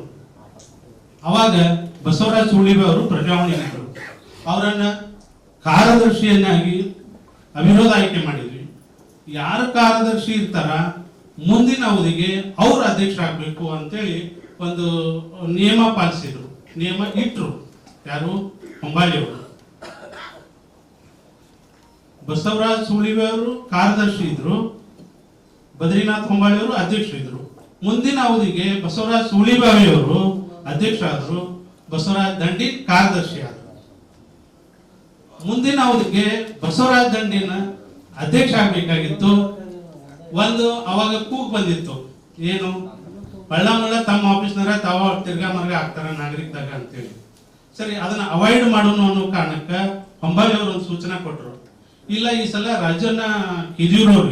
ರಾಜೀವ್ ಕಿದಿಯೂರವ್ರಿಗೆ ಅಧ್ಯಕ್ಷ ಮಾಡೋನು, ಮಂಜು ಹರ್ಲಾಪುರ ಕಾರ್ಯದರ್ಶಿ ಮಾಡೋನು ಅಂತೇಳಿ ಅದನ್ನ ಅಲ್ಲಿ ಕೊಟ್ಟರು. ಸರ್, ಮತ್ತೆ ನನಗೆ ಅವಕಾಶ ವಂಚಿತ ಆಯ್ತು ಅಂತ ಪ್ರಶ್ನೆ ಬಂತಲ್ಲಿ. ಇಲ್ಲ, ದಂಡಿನ ಉಪಾಧ್ಯಕ್ಷ ಕೊಡ್ರಿ, ಮುಂದಿನ ಅವಧಿಗೆ ದಂಡಿನ ಅಧ್ಯಕ್ಷ ಆಗ್ಲಿ, ಯಾವುದೇ ಕಾರಣಕ್ಕೂ ಚುನಾವಣೆ ಬೇಡ, ಗುಂಪುಗಾರಿಕೆ ಬೇಡ ಅನ್ನೋ ವಿಷಯ ಹೇಳಿದ್ರು. ಮುಂದೆ ದಂಡಿನ ಅಧ್ಯಕ್ಷ ಆಗ್ಬೇಕಾಗಿತ್ತು, ಬದ್ರಿನಾಥ್ ಹೊಂಬಾಳಿ ಅವರು ತೀರ್ಕೊಂಡ್ರು. ಇವತ್ತು ನೆನೆಸ್ಬೇಕು ಅವ್ರನ್ನ. ಈ ಸಂಘ ಇವತ್ತೇನಾದ್ರು ಒಂದು ಸುಸಜ್ಜಿತವಾಗಿ ನಡೆಯಕತ್ತೈತೆ ಅಂದ್ರೆ ಅವ್ರು ನಾವು ಸ್ಮರಣೆ ಮಾಡ್ಕೋಬೇಕು. ಅವ್ರ ಜೊತೆಗೆ ದಂಡಿನ ಅಧ್ಯಕ್ಷ ಆಗ್ಬೇಕು ಅನ್ನೋ ಕೂಗು ಅವ್ರ ಜೊತೆಗೆ ಹೋಗ್ಬಿಡ್ತು. ಮುಂದೆ ನಾವು ಮತ್ತೆ ಚುನಾವಣೆ ನಿಂತೆ ಡಬ್ಬಿ ಚೇಂಜ್ ಮಾಡಿ ನಾನು ಸೋಲಿಸಿದ್ರು. ಇಲ್ಲಿವರೆಗೆ ಅನಂತ್ ಕಾರ್ಕಳ ಅವರು ಮತ್ತು ಬಸವರಾಜ್ ದಂಡೇನವರು ಈ ಸಂಘಟನೆ ಹೇಗೆ ಹುಟ್ಟಿ ಬೆಳೆದು ಬಂತು, ನಮ್ಮ ಜಿಲ್ಲೆಯೊಳಗೆ ಯಾವ ರೀತಿ ಬೆಳೆದು ಬಂತು ಅನ್ನೋದ್ರ ಬಗ್ಗೆ ನಮ್ಮೆಲ್ಲರ ಹೃದಯ ಮುಟ್ಟುವ ಹಾಗೆ ಬಹಳಷ್ಟು ಅವರ ವಿಷಯವನ್ನ ಪ್ರಸ್ತಾಪ ಮಾಡಿದ್ದಾರೆ. ಬಂಧುಗಳೇ, ಈ ಒಂದು ನೂತನ ಅಧಿಕಾರ ಪದಗ್ರಹಣ ಸಮಾರಂಭದೊಳಗೆ ನಾನು ಮೊದಲು ನೂತನವಾಗಿ ಆಯ್ಕೆ ಇರತಕ್ಕಂಥ ಅಧ್ಯಕ್ಷರಿಗೆ, ಉಪಾಧ್ಯಕ್ಷರಿಗೆ, ಕಾರ್ಯದರ್ಶಿಗಳಿಗೆ, ಖಜಾಂಚಿಗಳಿಗೆ ಎಲ್ಲರಿಗೂ ಕೂಡ ನಾನು ಮೊದಲು ಅಭಿನಂದನೆಗಳನ್ನು ಸಲ್ಲಿಸಲಿಕ್ಕೆ ಬಯಸ್ತಾ ಇದ್ದೇನೆ. ಅಭಿನಂದನೆಗಳನ್ನ ಸಲ್ಲಿಸ್ತಕ್ಕಂಥ ಸಂದರ್ಭದೊಳಗೆ ನಾನು ಕೂಡ ಒಂದು ವಿನಂತಿ ಮಾಡ್ಕೊಳ್ತೀನಿ. ಆ ವಿಷಯ ಅನಂತ್ ಕಾರ್ಕಳ ಅವರು ಹೇಳಿದ್ದಾರೆ. ನನ್ನ ವಿನಂತಿ ಏನಪ್ಪಾ ಅಂದ್ರೆ, ಪ್ರಜಾಪ್ರಭುತ್ವ ವ್ಯವಸ್ಥೆಯೊಳಗೆ ಚುನಾವಣೆಗಳ ಸ್ಪರ್ಧೆಗಳು ಇರುವ, ಆದ್ರೆ ಚುನಾವಣೆ ಮುಗಿದ ಮ್ಯಾಗ ನನ್ನ ಕಳಕಳಿ ವಿನಂತಿ ಏನಪ್ಪಾ ಅಂದ್ರೆ, ಹಿಂದಾದಂತ ಘಟನೆಗಳನ್ನು ದಯವಿಟ್ಟು ಅದನ್ನ ಬರೀಬೇಕು. ದೇವರು ನಮ್ಗ ಬಹಳ ದೊಡ್ಡದೊಂದು ಏನು ಗಿಫ್ಟ್ ಏನು ಕೊಟ್ಟಾರಪ್ಪ ಅಂದ್ರೆ, ಮರುವನ್ನು ಗಿಫ್ಟ್ ಕೊಟ್ಟಾರ. ಬಹುಶಃ ಮರುವನ್ನು ಗಿಫ್ಟ್ ಕೊಟ್ಟಿರ್ಲಿಲ್ಲಪ್ಪ ಅಂದ್ರೆ ವೈರಿಗಳ ಕಾಯಂ ವೈರಿಯಾಗಿ ಉಳಿತಿದ್ದ. ಹಾಗಾಗಿ ನನ್ನ ಕಳಕಳಿ ವಿನಂತಿ ಏನಪ್ಪ ಅಂದ್ರೆ, ಕಹಿ ಘಟನೆಗಳು ಆಗಿದಾವ, ದಯವಿಟ್ಟು ಚುನಾವಣೆ ಮುಗಿದ ಕೂಡಲೇ ಅದನ್ನೆಲ್ಲ ಮರ್ತು ನನ್ನ ವಿನಂತಿ ಏನಪ್ಪ ಅಂದ್ರೆ, ಎಲ್ಲರನ್ನು ನೀವೆಲ್ಲರೂ ಒಂದಾಗಿ ಒಗ್ಗಟ್ಟಾಗಿ ಇರ್ಬೇಕು. ಯಾಕಂದ್ರೆ ಇಂಗ್ಲಿಷ್ ನಾಗ ಒಂದು ಮಾತು ಬರ್ತದ, where there is a unity there is a strength, where there is a strength there is a success. ಯಾಕಂದ್ರೆ ಮುಂದೆ ನೀವು ಬಹಳಷ್ಟು ಯೋಜನೆಗಳನ್ನ ಹಂಚ್ಕೊಂಡಿರಿ. ಆ ಯೋಜನೆಗಳೆಲ್ಲವೂ ಕೂಡ ಯಶಸ್ವಿ ಆಗ್ಬೇಕಾದ್ರೆ ದಯವಿಟ್ಟು ಹಿಂದಿನ ಎಲ್ಲಾ ಕಹಿ ಘಟನೆಗಳನ್ನ ಆದಷ್ಟು ಬೇಗನೆ ಮರೆತು, ಕಾರ್ಕಳ ಹೇಳಿದ್ದಾರೆ, ಮತ್ತೆಲ್ಲರನ್ನ ಒಂದುಗೂಡಿಸ್ತೀವಿ, ನಮ್ದು ಹಿರಿಯರ ಒಂದು ಸಮಿತಿ ಅದ, ಆ ಕೆಲಸವನ್ನ ಆದಷ್ಟು ಬೇಗನೆ ತಾವೆಲ್ಲ ಮಾಡಬೇಕಂತ ಕಳಕಳಿಯ ಒಂದು ವಿನಂತಿಯನ್ನ ನಾವು ಮಾಡ್ತಾ ಇದ್ದೇವೆ. ಬಂಧುಗಳೇ, ಇವತ್ತು ಪತ್ರಿಕಾ ರಂಗದ ಮತ್ತು ಇಲೆಕ್ಟ್ರಾನಿಕ್ ಏನೋ ಮಾಧ್ಯಮ ಅದ, ಇದರ ಮಹತ್ವ ಇವತ್ತು ಬಹಳ ಮಹತ್ವದ. ಯಾಕಂದ್ರೆ ಒಂದು ಸಮಾಜದ ಸುಧಾರಣೆಯಲ್ಲಿ, ರಾಜ್ಯದ ದೇಶದ ಪ್ರಗತಿಯಲ್ಲಿ ನಿಮ್ಮ ಪತ್ರಿಕಾ ರಂಗದ ಪಾತ್ರ ಮತ್ತು ಇಲೆಕ್ಟ್ರಾನಿಕ್ ಮಾಧ್ಯಮದ ಪಾತ್ರ ಬಹಳ ದೊಡ್ಡದಿದೆ. ಹೀಗಾಗಿ ನಿಮ್ಮೆಲ್ಲರ ಕರ್ತವ್ಯ, ನಿಮ್ ಜವಾಬ್ದಾರಿ ಇವತ್ತು ಬಹಳ ಆಗಿದೆ. ನೀವೆಲ್ಲರೂ ಕೂಡ ಈ ಜವಾಬ್ದಾರಿಯನ್ನ ಪ್ರಾಮಾಣಿಕವಾಗಿ ಬಹಳ ದಕ್ಷತೆಯಿಂದ ನಿಮ್ ಜವಾಬ್ದಾರಿಯನ್ನು ನೀವು ಪೂರೈಸಬೇಕಾಗಿದೆ. ಇವತ್ತು ಯಾವುದಾದ್ರೂ ಗ್ರಾಮದೊಳಗಿರ್ಬೋದು, ನಗರದಾಗಿರ್ಬೋದು, ಏನೆಲ್ಲ ಗ್ರಾಮ ಮತ್ತು ನಗರ ಸಮಸ್ಯೆಗಳನ್ನು ಎದುರಿಸ್ತಿರ್ತಾರೆ, ಅದು ಕೃಷಿಕರು ಇರ್ಬೋದು, ಕಾರ್ಮಿಕರು ಇರ್ಬೋದು, ವಿದ್ಯಾರ್ಥಿಗಳಿರ್ಬೋದು, ಯಾವುದೇ ಒಂದು ವರ್ಗದ ಜನ ಏನೇನು ಸಮಸ್ಯೆಗಳನ್ನ ಎದುರಿಸ್ತದ, ಅಲ್ಲಿ ಸಮಸ್ಯೆಗಳು ಏನು, ಆ ಎಲ್ಲ ಸಮಸ್ಯೆಗಳನ್ನ ಪೂರ್ಣವಾಗಿ ಅಧ್ಯಯನ ಮಾಡಿ ವಸ್ತುನಿಷ್ಠ ವರದಿಯನ್ನ ನೀವು ಕೊಡಬೇಕಾಗ್ತದೆ. ಆ ಸಮಸ್ಯೆಗೆ ಪರಿಹಾರವನ್ನ ಸಮಸ್ಯೆಯನ್ನು ಸರ್ಕಾರಕ್ಕೆ ಮುಟ್ಟಿಸಿ ಸರ್ಕಾರದ ಮೂಲಕ ಅವ್ರಿಗೆ ಪರಿಹಾರ ಕೊಡಿಸ್ತಕ್ಕಂಥ ಕೆಲಸ, ಆ ಜವಾಬ್ದಾರಿ ನಿಮ್ದದ. ಅಷ್ಟಲ್ಲಾರ್ದನ ಇವತ್ತೇನು ಕಾರಾಂಗ ಇರ್ಬೋದು, ಶಾಸಕಾಂಗ ಇರ್ಬೋದು, ನ್ಯಾಯಾಂಗದೊಳಗೆ ಏನ್ ಲೋಪದೋಷಗಳಾಗ್ತಾವ, ಆ ಎಲ್ಲ ಲೋಪದೋಷಗಳನ್ನ ವರದಿ ಮಾಡಿ ಆ ಲೋಪದೋಷಗಳನ್ನ ತಿದ್ದಕ್ಕಂತ ಜವಾಬ್ದಾರಿ ಕೂಡ ಇವತ್ತು ನಿಮ್ಮ ಮೇಲಿದೆ ಅನ್ನೋದು ಮಾತನ್ನ ಈ ಸಂದರ್ಭದೊಳಗೆ ನಾ ಹೇಳ್ತಾ, ಇದ್ರ ಜೊತೆಗೆ ನನ್ನ ಕಳಕಳಿ ವಿನಂತಿ ಏನಪ್ಪಾ ಅಂದ್ರೆ ಪ್ರತಿಯೊಂದು ಪ್ರೊಫೆಷನ್ಗೆ ತನ್ನದೇ ಆದಂತ ಒಂದು ಪ್ರೊಫೆಷನಲ್ ಎಥಿಕ್ಸ್ ಇರ್ತದೆ. ಏನು ನಾವು ನೀತಿ ಸಂಹಿತೆ ಅಂತ ಹೇಳ್ತೇವೆ. ಎಲ್ಲರಿಗೂ ಒಂದು ನೀತಿ ಸಂಹಿತೆ ಇರ್ತದ. ಡಾಕ್ಟರ್ಸ್ಗೆ ಒಂದು ನೀತಿ ಸಂಹಿತೆ ಇರ್ತದ, ವಕೀಲರಿಗೂ ನೀತಿ ಸಂಹಿತೆ ಇರ್ತದ, ಶಿಕ್ಷಕರಿಗೂ ಕೂಡ ನೀತಿ ಸಂಹಿತೆ ಇರ್ತದ. ಹಾಗೆ ವಕೀಲರು ಕೂಡ ಆ ಪ್ರೊಫೆಷನಲ್ ಎಥಿಕ್ಸ್ ನೀತಿ ಸಂಹಿತೆ ಇರ್ತದ. ಆ ನೀತಿ ಸಂಹಿತೆನ ದಯವಿಟ್ಟು ನಾವೆಲ್ಲರೂ ಕೂಡ, ಅದು ಕಾಯ್ದೆ ಅಂತ ಅಲ್ಲ, ನಮ್ಮಷ್ಟಕ್ಕೆ ನಾವೇ ನೀತಿ ಸಂಹಿತೆಗೆ ಒಳಪಟ್ಟು ನಮ್ಮ ಕೆಲಸವನ್ನ ನಾವು ಮಾಡ್ಬೇಕಾಗ್ತದ. ಆ ವಿಚಾರದೊಳಗೆ ಬಹಳಷ್ಟು ವಿಷಯಗಳನ್ನ ಕೆಲವು ಸಂದರ್ಭದೊಳಗೆ ವೈವೀಕರಣ ಮಾಡೋದಿರ್ಬೋದು, ಮತ್ತು ಕೆಲವು ಸಂದರ್ಭಗಳಲ್ಲಿ ಚಾರಿತ್ರಿಕ ವಧೆ ಆಗ್ತದ. ಆ ರೀತಿ ಆಗ್ಲಾರ್ದಂಗ ವಸ್ತುನಿಷ್ಠ ವರದಿಯನ್ನ ತಾವು ಮಾಡಬೇಕು. ಆ ಚೌಕಟ್ಟಿನೊಳಗೆ ನೀವು ಕೆಲಸ ಮಾಡ್ಬೇಕಂತ ತಿಳ್ಕೊಂಡು ಕಳಕಳಿಯ ವಿನಂತಿಯನ್ನ ನಾವು ಮಾಡ್ತಾ ಇದ್ದೀನಿ. ಒಟ್ಟಾರೆ ಏನಪ್ಪಾ ಅಂತಂದ್ರೆ ನಿಮ್ ಗುರಿ ಹೇಳಿದೆ. ಇವತ್ತು ಗದಗ ಜಿಲ್ಲಾ ಕಾರ್ಯನಿರತ ಏನು ಪತ್ರಿಕಾ ಸಂಘದ ನೀವು 3 ವರ್ಷಗಳ ಅವಧಿಯೊಳಗ ಏನು ಯೋಜನೆಗಳನ್ನು ರೂಪಿಸ್ತೀರಿ, ಆ ಯೋಜನೆಗಳು ಬರೀ ನಮ್ಮ ಜಿಲ್ಲೆಗೆ ಅಷ್ಟಲ್ಲ, ಇಡೀ ರಾಜ್ಯಕ್ಕೆ ಮಾದರಿ ಆಗ್ಲಿ. ಆ ರೀತಿಯ ಒಳ್ಳೆಯ ಯೋಜನೆಗಳನ್ನು ತಾವು ರೂಪಿಸಿ, ಇದೇ ಹೇಳಿದ್ರಿ, ರಾಜ್ಯ ಮಟ್ಟದ ಕಾರ್ಯನಿರತ ಪತ್ರಿಕಾ ಒಂದು ರಾಜ್ಯ ಮಟ್ಟದ ಸಮ್ಮೇಳನವನ್ನ ಗದಗ ಮಾಡ್ಬೇಕಂತ ಹೇಳಿರಲ್ಲ, ಬಹಳ ಸಂತೋಷ. ಅದಕ್ಕೆ ಹೆಚ್ಚಿಗೆ ಪಾಡ್ರಲ್ಲ, ನಾವು ನಿಮ್ ಜೊತೆಗಿರ್ತೀವಿ, ನಾವು ಕೂಡ ಅದಕ್ಕೆ ಕೈ ಜೋಡಿಸ್ತೀವಿ. ಒಟ್ಟಾರೆ ನಿಮ್ಮ ಕಾರ್ಯಕ್ರಮಗಳು ಯೋಜನೆಗಳೇನು ರೂಪಿಸ್ತೀರಿ ಅದು ನಮ್ಮ ರಾಜ್ಯಕ್ಕೆ ಮಾದರಿ ಆಗೋ ರೀತಿಯೊಳಗ ಅವ್ರು ರೂಪಿಸ್ಬೇಕು. ನಮ್ಮೆಲ್ಲರ ಸಹಕಾರ ಇದೆ ಅನ್ನೋ ಮಾತನ್ನ ಈ ಸಂದರ್ಭದೊಳಗ ಹೇಳ್ತಾ, ನಾನಂತಲ್ಲ, ಒಟ್ಟಾರೆ ಆಯ್ಕೆಯಾಗಿರುವಂತಹ ಪ್ರತಿಯೊಬ್ಬ ಪ್ರತಿನಿಧಿ ಕೂಡ ಸ್ವಸಾಮರ್ಥ್ಯ ಇದೆ, ವಿವೇಚನಶೀಲತೆ ಇದೆ. ಇಲ್ಲಿ ಎಥಿಕ್ಸ್ ಬಗ್ಗೆ ಸಂತೋಷ್ ಸರ್ ಜಸ್ಟ್ ಮಾತಾಡಿದ್ರು. ಕಳೆದ 2011ರಿಂದ 2025 ಕೂಡ ಒಬ್ಬರು ಚುನಾವಣೆಗಳವರೆಗೂ ನಾನು ಬಂದು ಭೇಟಿಯಾಗಿಲ್ಲ, ಹಿಂದೂ ಭೇಟಿಯಾಗಿಲ್ಲ, ಮುಂದೆ ಭೇಟಿಯಾಗಿಲ್ಲ, ಮುಂದೆ ಭೇಟಿಯಾಗೋದಿಲ್ಲ. ಆ ಎಥಿಕ್ಸ್ ಇಟ್ಕೊಂಡು ಇವತ್ತು ಇಲ್ಲಿ ಮಾತಾಡಕತ್ತೀನಿ ಈ ವೇದಿಕೆ ಮೇಲೆ. ದಯಮಾಡಿ ಕೂತಿರುವಂತ ಹಿರಿಯರು ನಿಮ್ ಕೈ ಮುಗಿದು ವಿನಂತಿ ಮಾಡ್ತೇನೆ. ಅನಂತ ಕಾರ್ಕಳ ಸರ್ ಇರ್ಬೋದು, ಕಮಾರ್ ಸರ್ ಇರ್ಬೋದು, ಶಿವಪ್ಪ ಮಠ ಇರ್ಬೋದು, ದಂಡಿನ ಇರ್ಬೋದು, ಬಂದಿರುವಂತಹ ವಿಶೇಷವಾಗಿ ಹುಬ್ಬಳ್ಳಿ ಮಠದಿಂದ ಬಂದಿರುವಂತ ಹಿರಿಯರು, ನೀವೆಲ್ಲ ಹಿರಿಯರು ಕೂಡ್ಕೊಂಡು ನಮಗ್ ಬುದ್ಧಿ ಹೇಳಕ, ತಿದ್ದಿ ನಡ್ಸಕ್ ಅವಕಾಶ ಐತಿ. ಇದ್ರೊಳಗೆ ಯಾರೊಬ್ರು ಹೊರಗೊಳಿದ್ರು ಮತ್ತು ಹಿಂಗ ಆಗುದ, ಹಿಂಗ್ಯಾಕಾತು ಆತು ಹಿಂಗ್ಯಾಕಾತು ಅನ್ನೋ ಮುಂದೆ ಪ್ರಶ್ನೆ ಉದ್ಭವ ಆಗಬಾರ್ದು. ಇದನ್ನ ಅರವಣಿಗೆ ಮಾಡಿದ್ರೆ ಸಮ್ಮತಿ ಐತಿ ನಿಮ್ದು? ಯಾಕಂದ್ರೆ ನೀವು ಅಚ್ಚ ಕಡೆ ಪ್ಯಾನಲ್ ಆಗಿದ್ದು ಬಂದೆ ಇಲ್ಲೋದಿಲ್ಲ. ನವೆಂಬರ್ 9ರಿಂದ 9 ತನಕ ನಮ್ಮ ಸಾಹೇಬರ ಪ್ಯಾನಲ್ ಇದ್ವು, ಚುನಾವಣೆಗೋಸ್ಕರ 2 ಪ್ಯಾನಲ್ ಆಗಿದ್ವು. 9 ನಂತರ ನಮ್ದು ಒಂದೇ ಚಾನಲ್, ಅದು ಪತ್ರಕರ್ತರ ಚಾನಲ್ ಅನ್ನುವಂಥದ್ದು ನನ್ನ ವೈಯಕ್ತಿಕ ಅಭಿಪ್ರಾಯ. ಬರೋ ದಿನಮಾನದೊಳಗ ಸಾಹೇಬರು ಮತ್ತೆ ನೆನಪು ಮಾಡಿಕೊಡಕತ್ತಾರ ಅಂದ್ರೆ ಮುಳುಗುಂದ ಮಹೇಶನ ಕವಿ ಹಿಂಗ ಅರ್ಧದ ಜನ ಅವ್ರು ಮಾತಾಡಬೇಕಾದ್ರೆ ಚಪ್ಪಾಳೆ ತಟ್ಟಿದಕ್ಕನ ಅರ್ಧದಷ್ಟು ಜನ ಕತ್ತೆಗಳಿದ್ದಾರೆ ಅಂದ್ರಂತವ್ರು. ಯಾವ ಮಾತು ವಾಪಸ್ ತಕೋರಿ ಅಂದ್ರಂತವ್ರಿಗೆ ಏ ಹಂಗಾರ ಅರ್ಧದಷ್ಟು ಜನ ಕತ್ತೆಗಳಲ್ಲ ಅಂತ ವಾಪಸ್ ತಗೊಂಡಿರ್ತೀವಿ, ಅರ್ಥ ಮಾಡ್ಕೋಬೇಕಿಲ್ಲ ಮತ್ತೆ ಹೇಳಿದ್ರು ಅವ್ರು. ಹಂಗ ಆಗ್ಬಾರ್ದು. ಇದಕ್ಕೆ ಒಕ್ಕೋರ್ಲಿ ಧ್ವನಿ ಬರಬೇಕು, ಒಕ್ಕೋರ್ಲಿ ಚಪ್ಪಾಳೆ ಬರಬೇಕು. ನಾವೆಲ್ಲ ಒಂದು ಅನ್ನೋದಿದ್ರೆ ಚಪ್ಪಾಳೆ ಹಾಕೊಂಡಿರ್ಬೇಕು. ನಮ್ದು ವಿನಂತಿ ಇಷ್ಟ ಐತಿ. ಅನಂತ ಕಾರ್ಕಳ ಸರ್, ನಾನು MA ಜರ್ನಲಿಸಂ ಓದುವವರೆಗೂ ಕೂಡ ಪ್ರತಿಯೊಬ್ಬರನ್ನು ಕೂಡ ನೋಡ್ಕೊಂಡು ಬೆಳೆದವನು. ಅದರೊಳಗೆ ನಮ್ಮ ಪತ್ರಿಕೋದ್ಯಮದ ಹೇಗೆ ಧೋರಣೆಗಳೇನಿದ್ವು ಅದು ಚೆನ್ನಾಗಿ ಅರ್ಥ ಮಾಡ್ಕೊಂಡು ಅದು ಪವಿತ್ರವಾಗಿಯೇ ಜೀವ ಇರುವವರು ಕೂಡ ಸವಿಸುವಂಥದ್ದು ನನ್ನ ವೈಯಕ್ತಿಕ ಸಂಕಲ್ಪದ. ಅದಕ್ಕೆ ನಾವು ಒಂದು ವಿನಂತಿ ಮಾಡ್ತೀವಿ ಸರ್, ಕಾರ್ಕಳ ಸರ್, ಬರ್ಬೇಕಾದ್ರೂ ಒಳಗೆ ಬರ್ಬೇಕಾದ್ರೆ ನಿಮ್ ಕೈ ಕೊಟ್ಟು ನಿಮ್ನ ತಪ್ಕೊಂಡು ಅದ ಮಾತು ಹೇಳಿದೆ. ನೀವು ಆಗ್ಲಿ ನೋವು ತೊಡ್ಕೊಂಡ್ರಿ, ಪತ್ರಕರ್ತರ ಸಂಘದಿಂದ ನನಗೊಂದು ಸನ್ಮಾನ ಆಗಲಿಲ್ಲ ಅಂತ. ಇದೇ ರಾಜಕೀಯ ಹೆಬ್ಬಳ್ಳಿ ಸರ್ ಅವಾಗ ಕೂಡ ಅಧ್ಯಕ್ಷರಿದ್ರು. ಇವರ ಅಧ್ಯಕ್ಷತೆ ಒಳಗೆ ನಮ್ಮ ಪತ್ರಿಕೆ ಕಾರ್ಯಕ್ರಮ ಮಾಡಿದೆ. ಅವಾಗ ನಿಮ್ಮಿಬ್ಬರನ್ನು ಕೂಡ ಜಗದೀಶ್ ಸರ್ ನಿಮ್ಮನ್ನ ಫಸ್ಟಿಗೆ ಪತ್ರಕರ್ತರ ಪರವಾಗಿ ನಾನು ನಿಮ್ಮನ್ನ ಅಭಿನಂದಿಸಿ ಅಂತ ಹೇಳಕ್ ನನಗೆ ಹೆಮ್ಮೆ ಐತಿ. ಯಾಕಂದ್ರೆ ನಮ್ಗ ಅಂದು ಇಂದು ಮುಂದು ನಾವೆಲ್ಲ ಒಂದು ಅನ್ನೋದು ನಮ್ಮ ಕಡೆ ಐತಿ. ಎಲ್ಲರ ಬಗ್ಗೆ ಏನ್ ಬೇಕಾದ್ರೆ ಕ್ರಿಟಿಸೈಸ್ ಮಾಡ್ತೇವೆ, ಅನಾಲಿಸಿಸ್ ಮಾಡ್ತೇವೆ. ನಮ್ಮನ್ನ ನಾವು ಯಾಕೆ ಆತ್ಮವಿಮರ್ಶೆ ಒಳಪಡಿಸ್ಕೊಳ್ಳೋದು ಅನ್ನೋದು ನನ್ನ ಪ್ರಶ್ನೆ.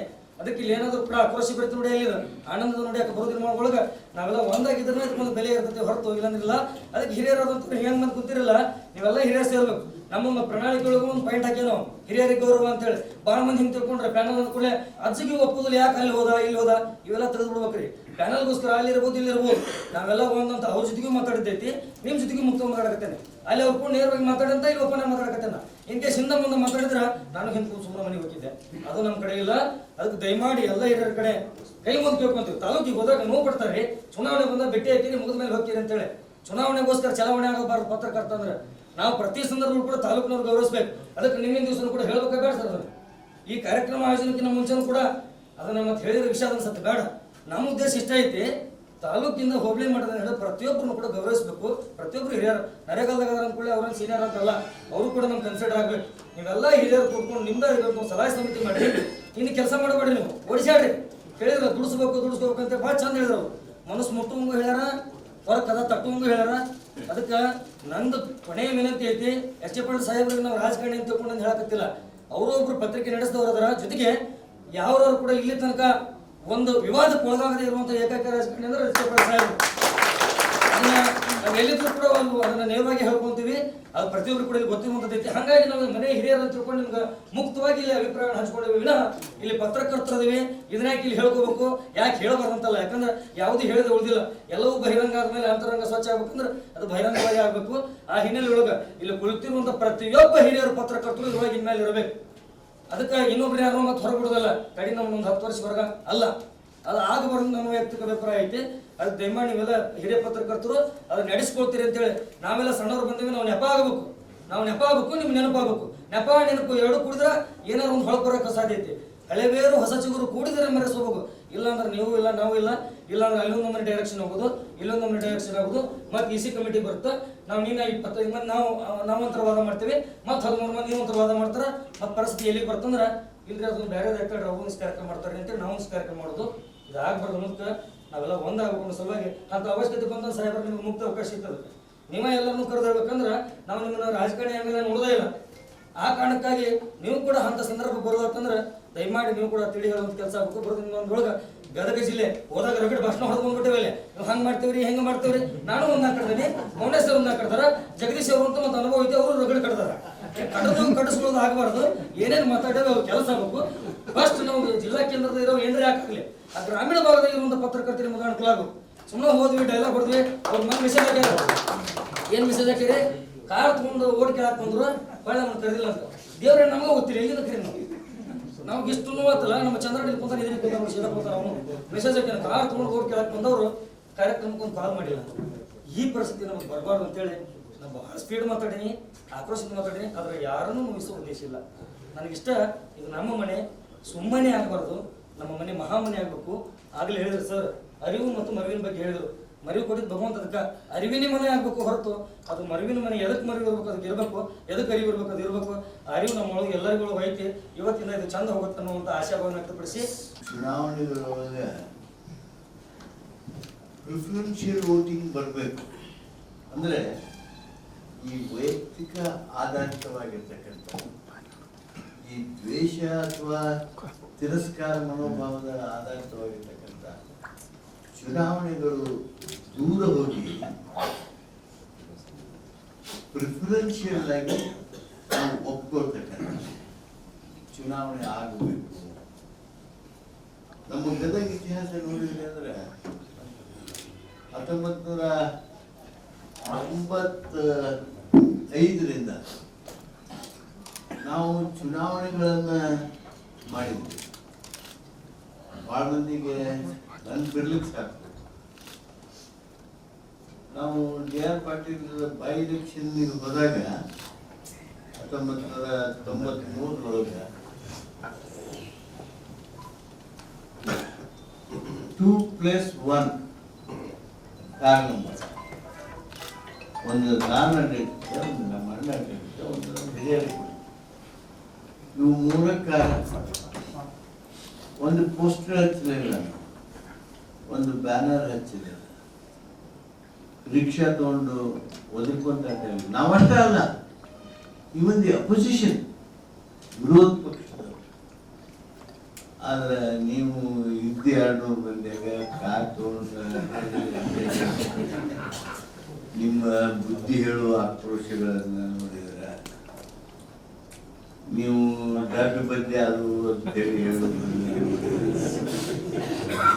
ನೀವು ನಮ್ಮ ಆಕ್ರೋಶ ಕರೀಲೇ ಇಲ್ಲ ಅಂತ ಹೇಳಿ ನಿಮ್ಮ ಮನಸ್ಸಿನ ನೋವನ್ನ ಹಂಚಿಕೆ ಮಾಡಿಕೊಂಡಾಗ ಇಲ್ಲಿ ಮೂಲತಃ ನೀವು ಈಗ ಒಂದೇ ಕಡೆ ಕೂಡ್ತಿರಲ್ಲ, ಆಗ್ಲೇ ಅದನ್ನ ಮಾತಾಡಿ ನೀವು ಒಬ್ಬರು ಹೋಗಿರ್ತಿರ್ತೀರಿ, ಅವರೊಬ್ಬರು ತೆಗೆದಿರ್ತಾರೆ.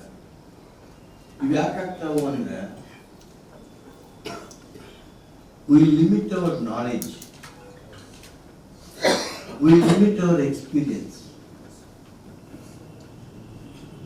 ನಾನು ಅದಕ್ಕೆ ನಾ ಎಷ್ಟು ಸಲ ಈ ವೇದಿಕೆ ಒಳಗೆ ಬಂದರೆ ಅಷ್ಟು ಸಲ ಹೇಳ್ತಿರ್ತೀನಿ, ಭಾಳ ಬದಲಾವಣೆ ಆಗಬೇಕು, ಭಾಳ ಹಿಂಗಾಗ್ಬೇಕು, ಹಂಗಾಗ್ಬೇಕು, ಅವಾಗೆಲ್ಲ ಹೊಸ ಹುಡುಗರು ಕೇಳಿ ಹೇಳ್ತಾರ ಅಂತ ಹೇಳಿ ನಾನು ಹೆಂಗೆ ಅದನ್ನ ಹೇಳ್ತೀನಿ ಅಂದ್ರೆ, ನಾನು ನಿಮಗೆ ಈ ಸಂದರ್ಭದಲ್ಲಿ ಹೇಳ್ತೀನಿ, ನೀವು ಯಾವಾಗ ಮತ್ತೆ ಹುಬ್ಬಳ್ಳಿಯವ್ರನ್ನ ಕೇಳಿ HK Patil press club election ಹೆಂಗ್ ಎಲೆಕ್ಷನ್ ಆಗಿತ್ತು ಅವತ್ತು, ಇನ್ನೇನು ಪೊಲೀಸರು ಬರುವಂಗ ಅಷ್ಟು ಬಿದ್ದಿತ್ತು.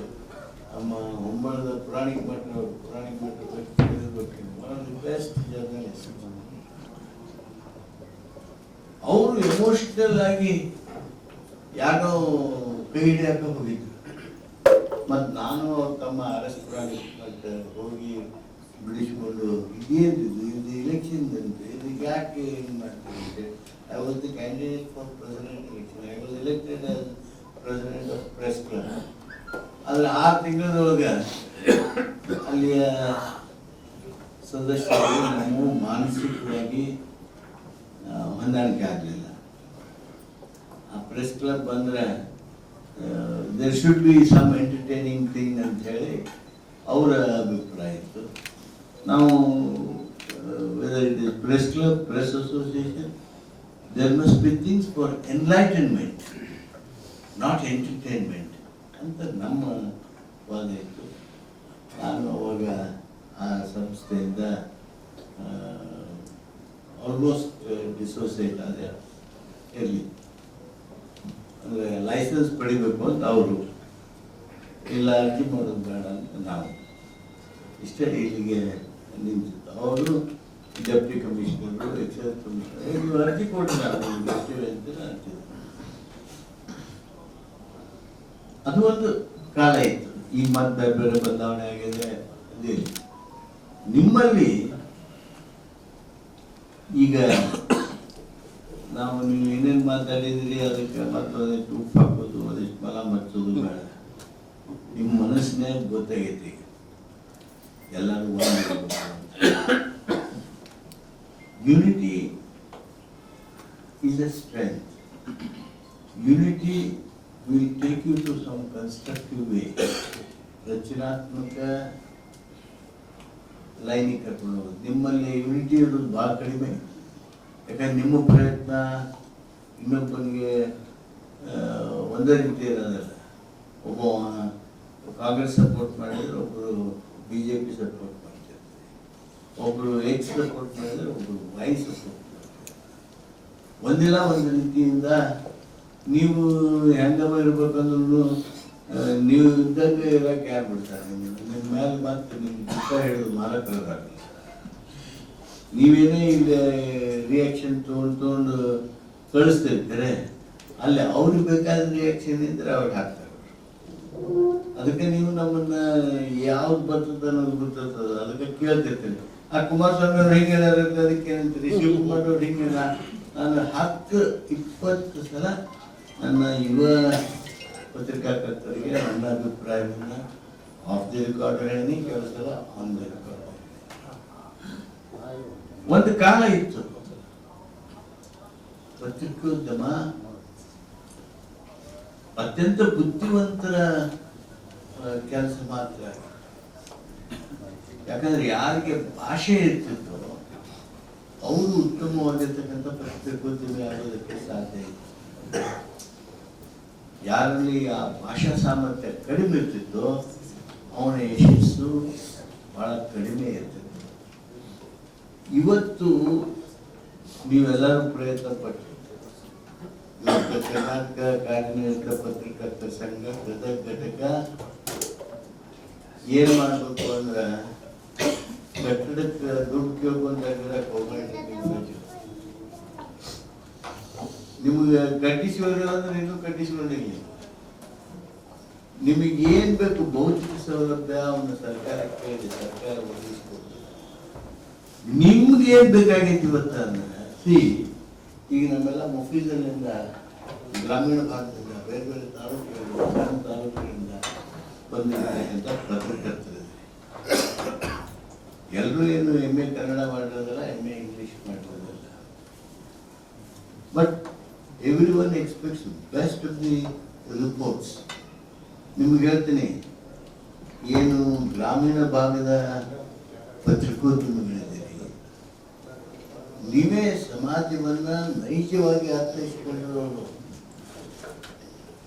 ಈ ಬೆಂಗಳೂರು ಮುಂಬೈ ದಿಲ್ಲಿ ಈ ನಮ್ಮ ಮಾತು ಮೈಕ್ನಾಗ ಕೇಳಿ ಹಿಪೋಕ್ರಾಟಿಕ್ ಇರ್ತಾವಲ್ಲ, ಇವುಗಳನ್ನ ಮಾತ್ರ ಪ್ರಚಾರ ಮಾಡ್ತಾ ಏನು ಜನರ ನೈಜ ಬದುಕೈತಿ, ಆ ನೈಜ ಬದುಕಿನ ಬಗ್ಗೆ ಸರಿಯಾದ ಚಿತ್ರ, ನೈಜ ಚಿತ್ರ ಇವತ್ತು ದೇಶದ ಮುಂದೆ ಬಂದಿಲ್ಲ. 80 ವರ್ಷ ಸಮೀಪ ನಮ್ಮ ಸ್ವಾತಂತ್ರ್ಯ ಸಿಕ್ಕ, ಆದ್ರೆ ನಮ್ಮ ಅಪೇಕ್ಷೆಯಂತೆ ಅಭಿವೃದ್ಧಿ ಆಗಲಿಲ್ಲ, ಬೆಳವಣಿಗೆ ಆಗಲಿಲ್ಲ.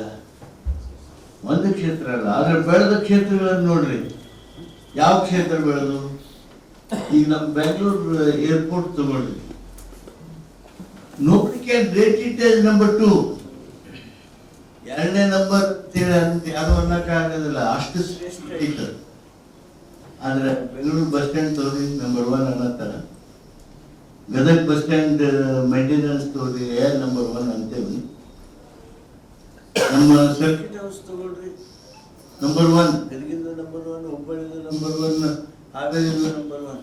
ಅಂದ್ರೆ ಯಾವ ಉಳ್ಳವರು ಉಪಯೋಗಿಸ್ತಾರೋ ಅಥವಾ ಹೆಚ್ಚಿನ ವ್ಯವಸ್ಥೆಯಲ್ಲಿದ್ದವರು ಉಪಯೋಗಿಸ್ತಾರೋ ಅವುಗಳ ಬಗ್ಗೆ ನಮ್ಮ ಸಂಪೂರ್ಣ ಲಕ್ಷ್ಯ ಕೇಂದ್ರೀಕರಣ. ಜನರಿಗೆ ಬೇಕಾಯ್ತು ಗ್ರಾಮೀಣ ಭಾಗದ ಜನರ ಬದುಕು. ನೀವೆಲ್ಲರೂ ಬಹಳ ಸಮೀಪದಿಂದ ನೋಡ್ತಾ ಇರ್ತೀರಿ, ಎಷ್ಟು ಬದಲಾವಣೆ ಆಗಿದೆ. ಬೆಂಗಳೂರು ಎಷ್ಟು ಬದಲಾವಣೆ ಆಗಿದೆ. ಬೆಂಗಳೂರು ಯಾಕೆ ನಿಮ್ಮ ಹಳ್ಳಿ ಗದಗ ನೋಡಿದ್ರೆ ಎಷ್ಟು ಬದಲಾವಣೆ ಆಗಿದೆ. ಯಾಕೆ ಇವುಗಳೆಲ್ಲರೂ ಇಷ್ಟು ಶ್ರೀಮಂತರಾಗೋದಕ್ಕೆ ಸಾಧ್ಯ? ನಮ್ಮ ಹಳ್ಳಿ ಮಂದಿ ಯಾಕೆ ಶ್ರೀಮಂತರಾಗಬಾರ್ದು? ಈಗ ನೋಡ್ರಿ, ನೀವೇ ಇದು ಮಾಡ್ಕೊಳ್ರಿ. ಈ ಹೆಸರು ಬಾಯಿಗಳ ಇದ್ರ ಬಗ್ಗೆ ಯಾರ್ಯಾರು ಎಷ್ಟೆಷ್ಟು ಬರ್ತೀವಿ? ಕಬ್ಬಿನ ಬಗ್ಗೆ ಬರ್ತೀವಿ ನಾವು. ಯಾವ ಸಮುದಾಯವನ್ನ ನಾವು ನೈಜವಾಗಿ ಪ್ರತಿನಿಧಿಸ್ತೇವೆ ಅದರ ಧ್ವನಿ ಪತ್ರಕರ್ತರ. ನೋಡ್ರಿ,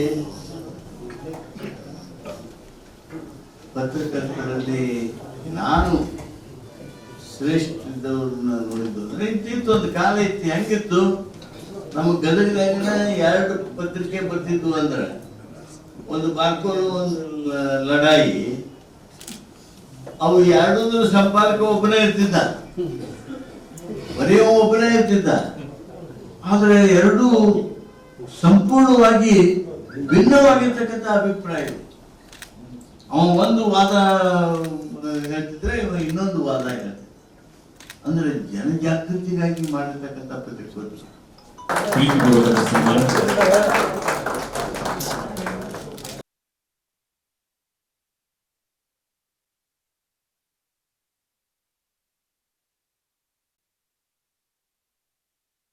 ನಮ್ದು 5 ವರ್ಷ ಪೀರಿಯಡ್ ಮುಗಿಯಾಕ ಬಂದಾಗ ಶಾಸಕರು ವಿಧಾನಸೌಧ ಮುಂದೆ ಒಂದು ಫೋಟೋ ಪ್ರೋಗ್ರಾಮ್ ಮಾಡ್ತಾರೆ.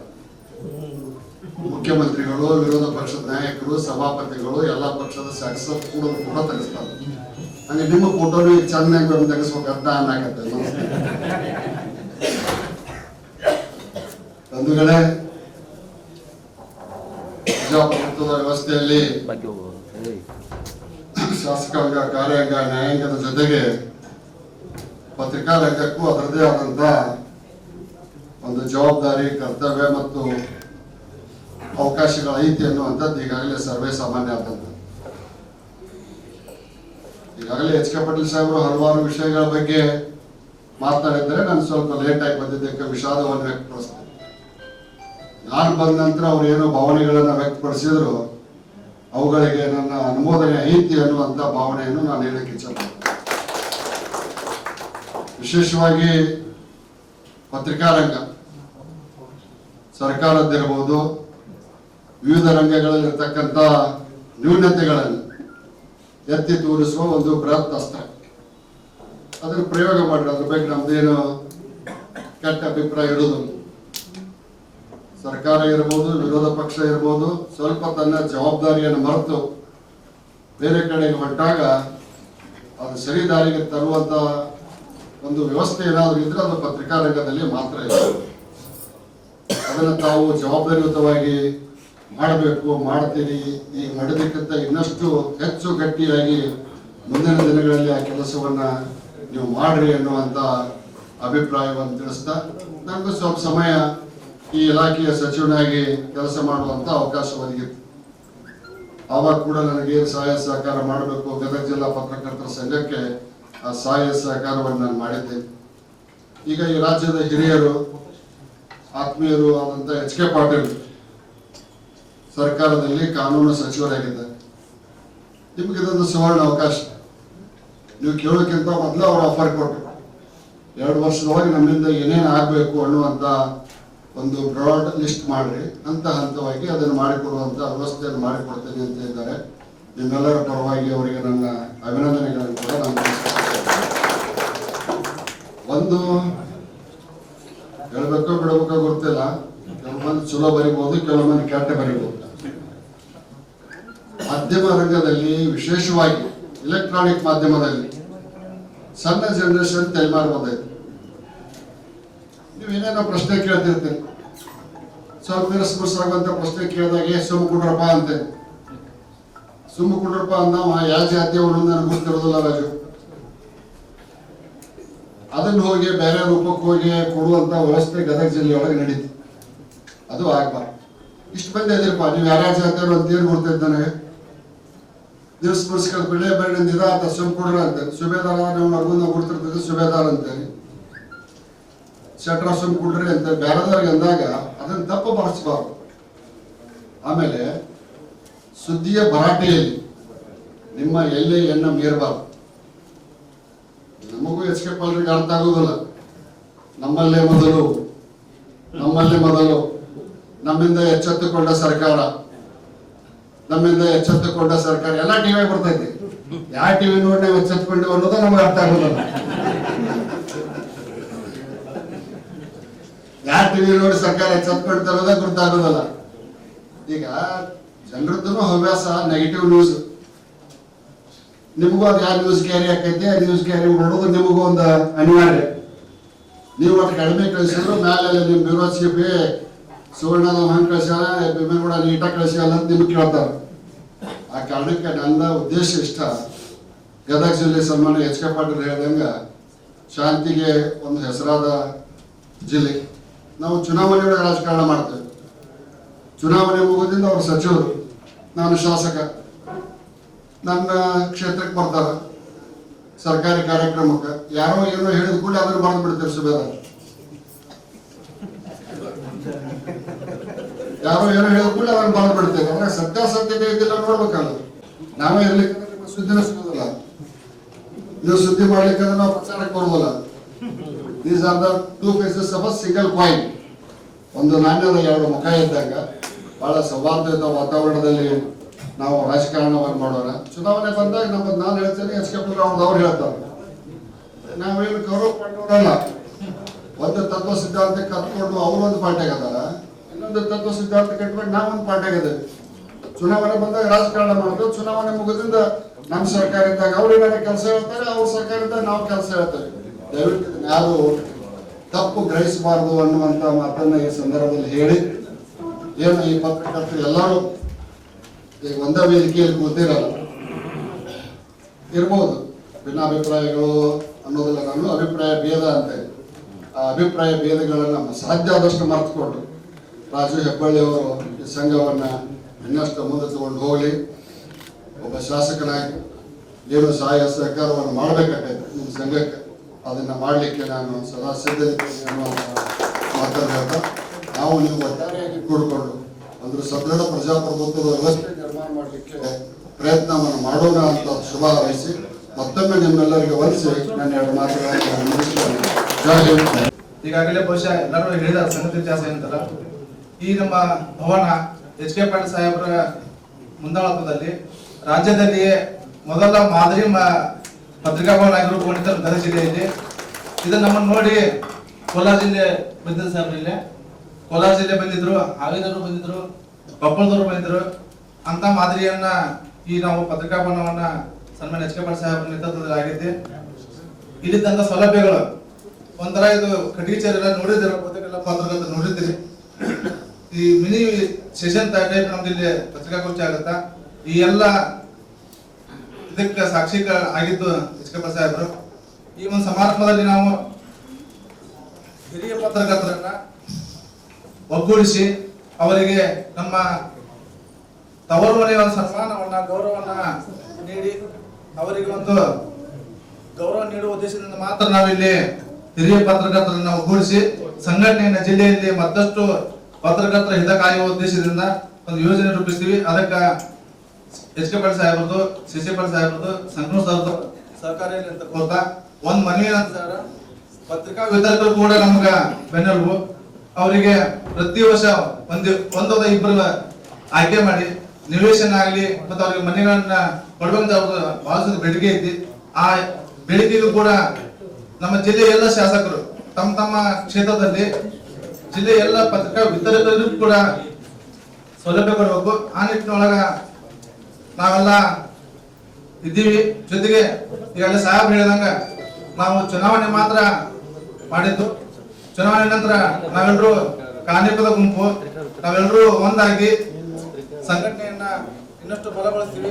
ಅದಕ್ಕೆಲ್ಲರಿಗೂ ಅದಕ್ಕೆ ತಮ್ಮೆಲ್ಲರ ಸಹಕಾರ ಬೇಕಂತ ಆರಿಸಿದ. ಈಗ ಒಂದು ಕೊನೆಯದಾಗಿ ಎಲ್ಲ ನೂತನ ಪದಾಧಿಕಾರಿಗಳ ಒಂದು ಫೋಟೋ ಸೆಷನ್ ಇರುತ್ತೆ. ಫೋಟೋ ಸೆಷನ್ ನಂತರ ಕಾರ್ಯಕ್ರಮವನ್ನ ಮುಕ್ತಾಯ ಮಾಡ್ತೀವಿ. ದಯವಿಟ್ಟು ಅಲ್ಲಿವರೆಗೂ ತಾವೆಲ್ಲ ಶಾಂತದಿಂದ ಕುಳಿತು ನಂತರ ಉಪಹಾರದ ವ್ಯವಸ್ಥೆಯನ್ನ ಮಾಡ್ಕೊಂಡು ಹೋಗುತ್ತೆ ತಮ್ಮಲ್ಲಿ ವಿನಂತಿ ಮಾಡ್ತಾ ತಮ್ಗೆಲ್ಲರಿಗೂ ನಮಸ್ಕಾರ.